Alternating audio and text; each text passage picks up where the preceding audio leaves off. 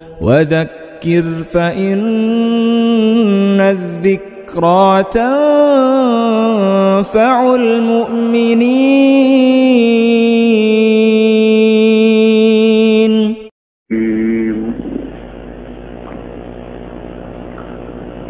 أما بعد فأعوذ بالله من الشيطان الرجيم. بسم الله الرحمن الرحيم.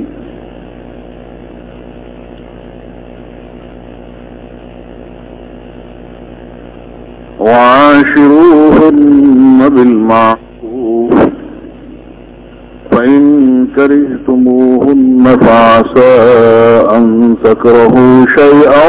ويجعل الله فيه خيرا كثيرا.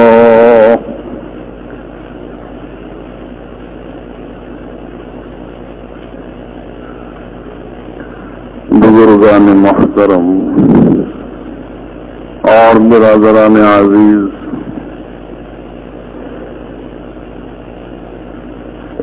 یہ دین اسلام ایک مکمل ترین دین ہے.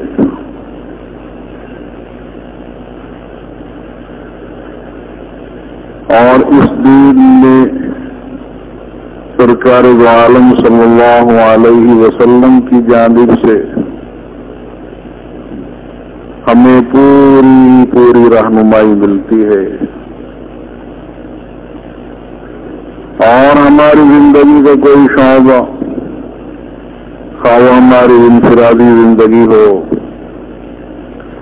یا اجتماعی زندگی ہو،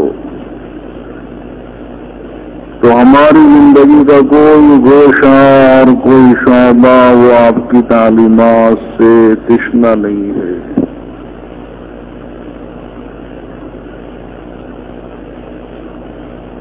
تو زندگی کے ہر ایک موڑ پر آپ کی جانب سے پوری روشنی ہمیں ملتی ہے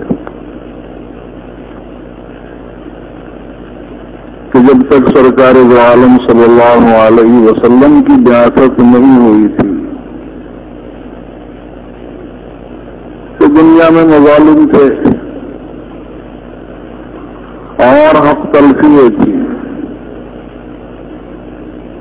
اور ایک دوسرے کے حقوق ادا کرنا وہ جانتے ہی نہیں تھے، اور خصوصاً عورتوں پر مظالم کہ پیدا ہوتے ہی اسے ہلاک کرنے کی فکر اور زندگی دفن کر دیا کرتے تھے. تو اس طرح سے نہ معلوم کتنی بچیاں پیدا ہوتے ہی زندہ برگور ہو گئی.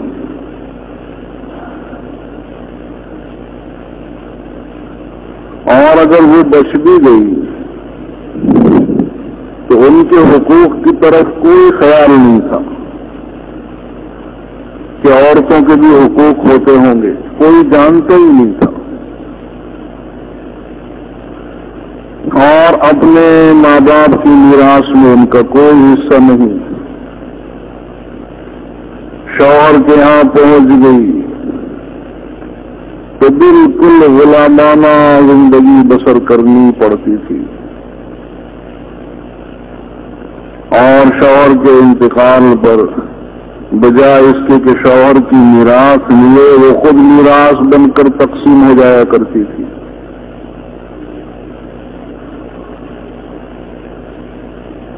ان کے حقوق کی جانب کسی کا کوئی خیال نہیں تھا. اور سب سے پہلے سرکار دو عالم صلی اللہ علیہ وسلم نے عورتوں کے حقوق بیان فرمائے.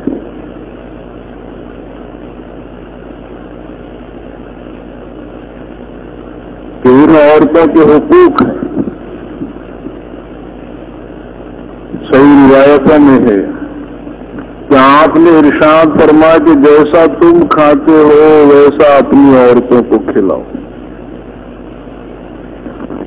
جیسا تم پہنتے ہو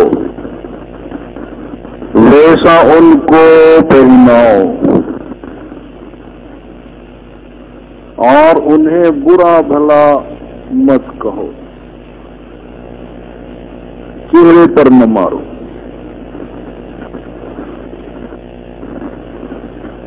تو اس طرح سے آپ نے بہت سے حقوق بیان فرمائے، عورتوں کے حقوق بیان فرمائے۔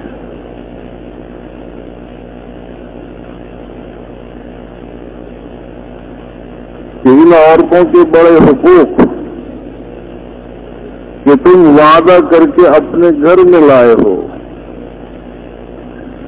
اور ذرا سوچنا چاہیے کہ اس بیچاری نے اندر سے ایجاب بھجوایا، وکیل کی معرفت ہوئے ایجاب آیا اور شوہر نے قبول کر لیا، یہ دو بول اس نے بولے ہیں، اور وہ بھی زبان سکوت سے خاموش رہی، اور اس کو اتنا نبھایا کہ اب اس کے لیے چاہے اس کو اپنا وطن چھوڑنا پڑے اور اپنے والدین چھوڑنے پڑے، اپنے گھر والے، وہ سب کو چھوڑنے کے لیے تیار، اپنا وطن چھوڑ رہی ہے، اپنے ماں باپ کو چھوڑ رہی ہے، اپنے بہن بھائیوں کو چھوڑ رہی ہے، اپنے رشتہ داروں کو چھوڑ رہی ہے، کس کے لیے؟ ایک ذات کے لیے جس کا نام شوہر ہے، محض شوہر کے لیے۔ اب دوسرا وطن ہے، دوسرے لوگ ہیں، اور ان میں وہ ساری زندگی گزار دیتی ہے، تو اس کا خیال رکھنا چاہیے کہ آخر وہ تمہاری کتنی ہمدرد ہے، تمہاری کتنی وفادار ہے۔ حضرت تھانوی نے ایک بزرگ کا واقعہ لکھا ہے کہ وہ بزرگ لیکن ان کی بیوی بہت ہی بد اخلاق، بد مزاج، زبان دراز، اور بس بات بات میں جھگڑا، لڑائی۔ تو کسی نے ان بزرگ کو سمجھایا کہ آپ نے عرصے سے اس بیوی کو اپنی عادت چھوڑا ہے، حالانکہ دیکھیے کتنی بد زبان ہے، کتنی بد اخلاق ہے، بات میں آپ سے جھگڑتی ہے، تو طلاق دے کر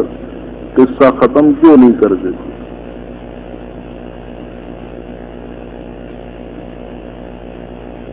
تو فرمایا کہ اس میں خوبی ہے کہ جس کی وجہ سے میرا دل اس کو چھوڑنے کے لیے نہیں چاہتا کہ یہ میری بڑی وفادار ہے، چاہے کتنی بد زبان ہو، بد اخلاق ہو، لیکن میری ہے بڑی وفادار، کہ اگر خدا نخواستہ حکومت کی جانب سے میرے نام وارنٹ آئے اور پولیس آ جائے مجھے گرفتار کرنے کے لیے، اور پولیس مجھے گرفتار کر کے لے جائے، تو میں اس کو جس کونے میں بٹھا کر چلا جاؤں اور 50 سال جیل میں رہوں، اور 50 سال کے بعد مجھے رہائی ملے اور میں اپنے گھر پہنچوں، تو جس کونے میں اس کو بٹھا کر گیا ہوں گا اسی کونے میں یہ بیٹھی رہے گی۔ یہ میری اتنی وفادار ہے، لہذا کیسے چھوڑ دوں؟ تو جہاں بیوی کے اندر اگر چند خرابیاں ہیں تو اس کے اندر کچھ خوبیاں بھی تو ہوں گی، کہ فاسا ان تکرہوا شیئا، کہ اگر تمہیں کچھ باتیں اس کی ناپسند ہیں تو اس کے اندر کچھ خوبیاں بھی تو ہوں گی، کہ وَيَجْعَلَ اللَّهُ فِيهِ خَيْرًا كَثِيرًا، کہ اللہ تعالیٰ نے اس میں بہت سی بھلائیاں رکھی ہیں، تو وہاں خوبیوں کے اوپر بھی نگاہ ڈالنی چاہیے، کہ جہاں اس میں یہ چند خرابیاں ہیں لیکن یہ خوبیاں بھی تو اس کے اندر ہیں۔ یہ نہیں کہ صرف برائی پر نگاہ ہو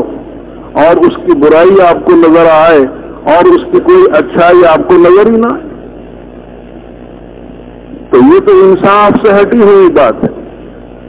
اور انصاف کی بات یہ ہے کہ جہاں آپ کی نگاہ اس کی برائیوں پر پڑ رہی ہے تو اس کی خوبیوں پر بھی آپ کی نگاہ ہونی چاہیے کہ اس کے اندر یہ خوبی ہے۔ حضرت مرزا مظہر جان جانا رحمت اللہ علیہ بہت بڑے بزرگ دہلی میں ہوئے ہیں، اور مزاج کے تو بہت ہی نازک طبیعت کے تھے کہ اگر مٹی کے اوپر گلاس ذرا سا بھی ٹیڑھا رکھا ہوا ہے تو ان کے سر میں درد کہ گلاس ٹیڑھا کیوں ہے، اور اگر ان کے کچے آنگن میں ذرا سی بھی اینٹ ابھری ہوئی ہو تو ان کے سر میں صاف تکلیف کہ وہ اینٹ ابھر رہی ہے، اسے نکال کر برابر کیا جائے۔ اور بستر پر اگر چادر بچھی ہوئی ہے اور اس میں کچھ شکن پڑی ہوئی ہے تو سر دکھنے لگا کہ صاحب بستر کی چادر برابر کیوں نہیں ہے، اتنے نازک مزاج۔ اور جو بیوی ملی تو ایسی ٹیڑھی مزاج کی کہ بس بات نہیں جھگڑا۔ اب ایک مرتبہ حضرت نے اپنے کسی شاگرد کو، خادم کو جو پٹھان تھا، گھر بھیج دیا کہ ذرا گھر سے فلاں چیز لیتے آؤ۔ اب یہ پٹھان طالب علم وہاں پہنچا کہ حضرت فلاں چیز منگا رہے ہیں، تو وہ گھر کے اندر ہی بڑبڑانے لگی اور اپنے شوہر پر بہت بگڑنے لگی۔ پٹھان کو بڑا غصہ آیا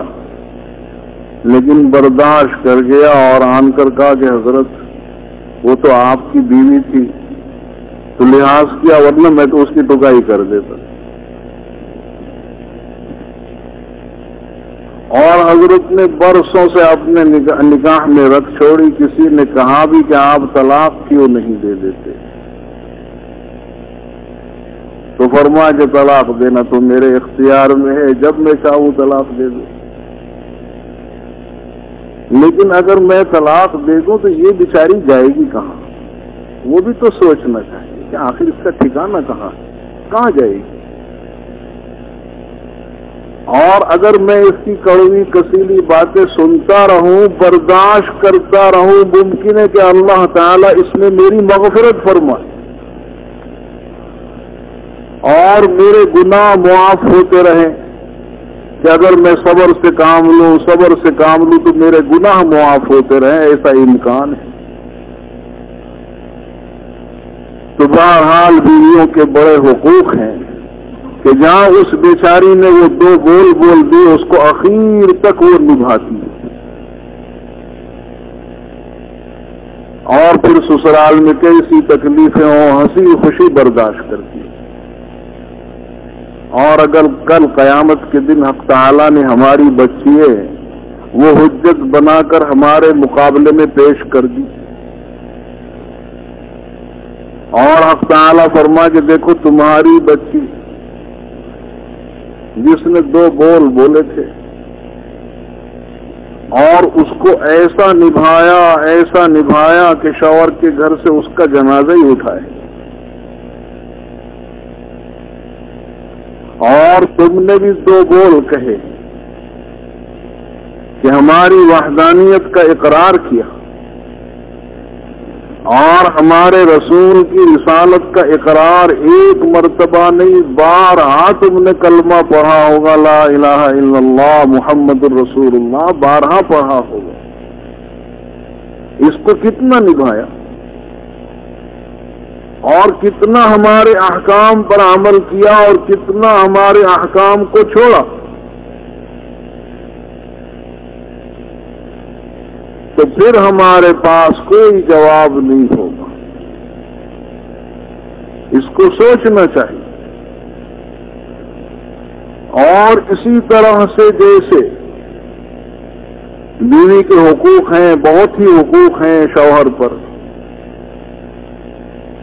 کہ حق تعالیٰ نے فرمایا کہ فَعِظُوهُنَّ وَاهْجُرُوهُنَّ فِي الْمَضَاجِعِ وَاضْرِبُوهُنَّ،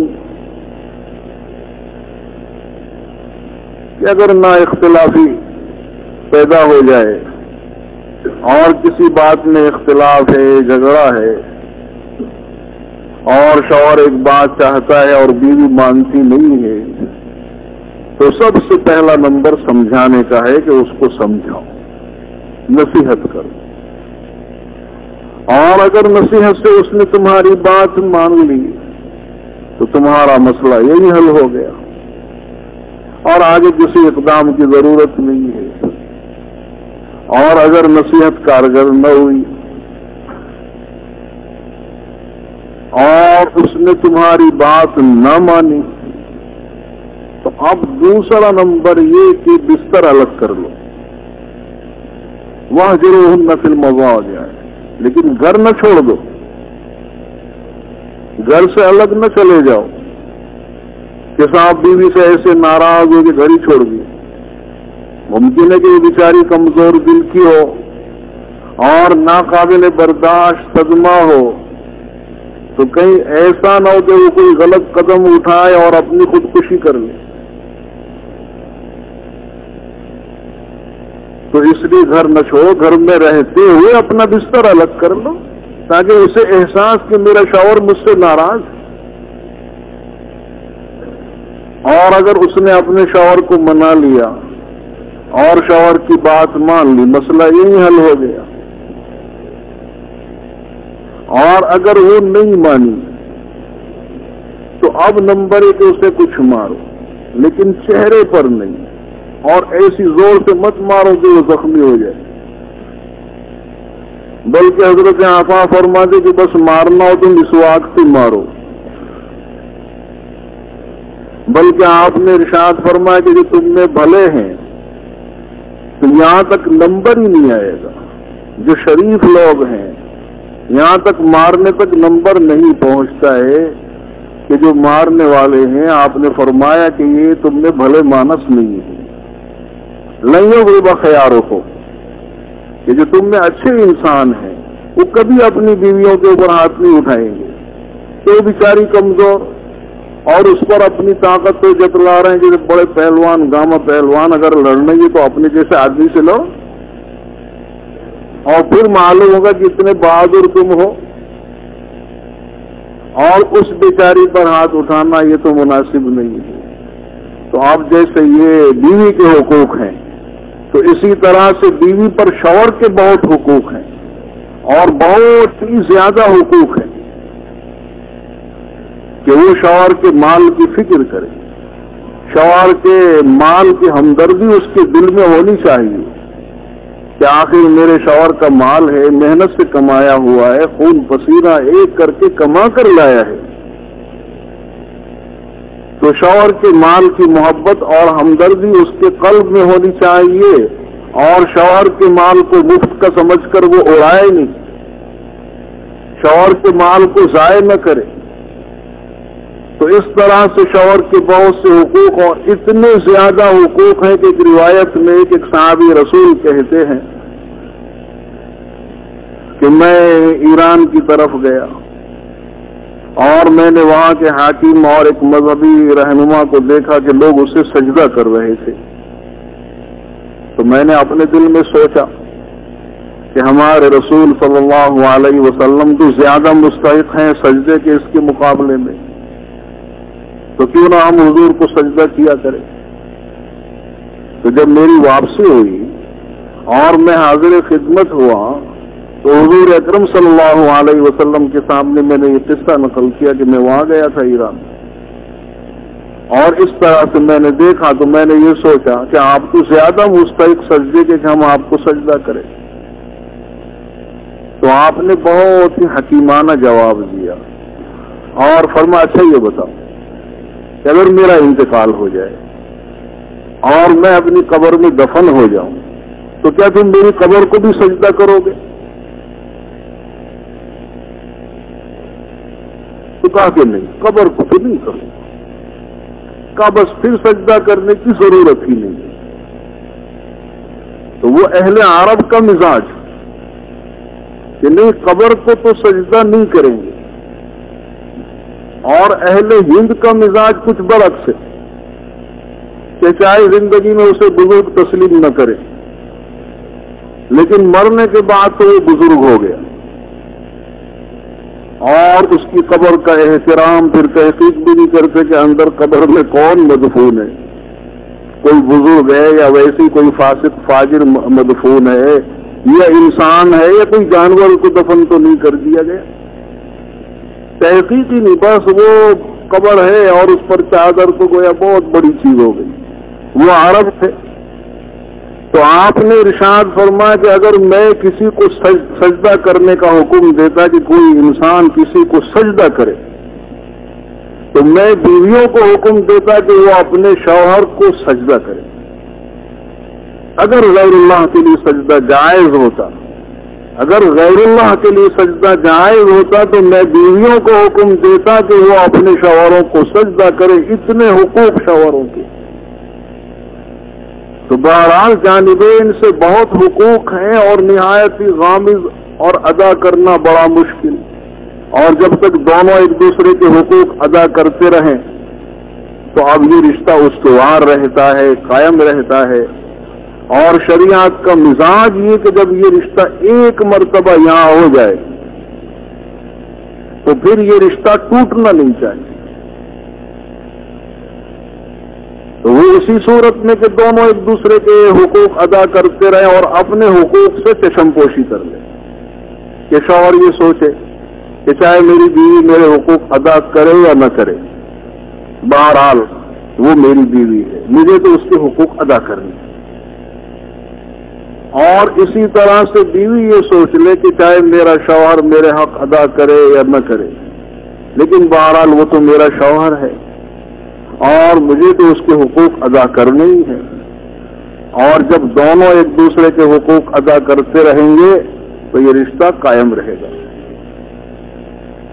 تو اسی لیے نکاح کے موقع پر جو آیتیں پڑھی جاتی ہیں تو تینوں آیتوں میں تقوی کا حکم, خدا سے ڈرنے کا حکم کہ اگر دونوں کے دلوں میں تقوی ہے, خوف خدا ہے تو یقیناً وہ تو اللہ سے ڈر کر ایک دوسرے کے حقوق ادا کریں گے. تو یہ حکمت ہے کہ اس موقع پر یہ آیتیں رکھی گئی کہ جس میں تقوی کا حکم, اور اس وجہ سے بھی کہ جب شادی ہوتی ہے تو سب گھر والے, خواہ لڑکی والے ہوں لڑکے والے, دونوں یہ چاہتے ہیں کہ بس یہ تو صاحب خوشی کا موقع ہے, لہذا اپنے دلوں کے ارمان نکال لینے کے لیے اور جتنی بھی رسوم ہوں اپنی برادری کی یا اپنے علاقے کی وہ ساری رسوم ادا کرنی ہے, چاہے شریعت کی خلاف ورزی ہوتی ہو تو ہو جائے. لیکن صاحب یہ آیتیں سنائی گئی کہ دیکھو ڈرو اللہ سے اور شریعت کی حدود میں رہتے ہوئے خوشی کا اظہار ہونا چاہیے. وہی خوشی آپ انجام دیں جس کی اجازت اللہ نے دی ہے, اور جس کی اجازت شریعت کی جانب سے نہ ہو وہ اختیار نہیں کرنی, اللہ سے ڈر کر اسے چھوڑ دینا. اور اس وجہ سے بھی ان آیتوں کا انتخاب کہ جب نکاح ہو رہا ہے تو یہ زندگی کا ایک اہم موڑ ہے, یہاں سے ایک نئی زندگی کا آغاز ہو رہا ہے. تو اب دونوں کو درس تقویٰ دے دیا گیا, اور جب دونوں کی زندگی میں تقویٰ آئے گا تو اب جو ہونے والی اولاد وہ بھی متقی ہوگی. تو اس لیے یہ نکاح یہ اتقیاء کے وجود میں آنے کا ذریعہ بنے گا. اور اب میری دلی دعا ہے کہ حق سبحانہ و تعالی اس ہونے والے نکاح کو اتقیاء کے وجود میں آنے کا ذریعہ بنائے اور دونوں کے مزاجوں کے اندر موافقت اور یگانگت پیدا فرمائے اور دونوں کو ایک دوسرے کے حقوق ادا کرنے کی توفیق نصیب فرمائے اور اس نکاح کو اولاد صالحہ کے ہونے کا ذریعہ بنائے. اور جو یہ رشتہ اب یہاں ہونے جا رہا ہے اس عالم دنیا میں تا حیات قائم رہے، اور اس عالم میں جنت میں پہنچنے کے بعد بھی یہ رشتہ وہاں بھی قائم رہے۔ یہ دعا ازمن واز جملہ جہان آمین۔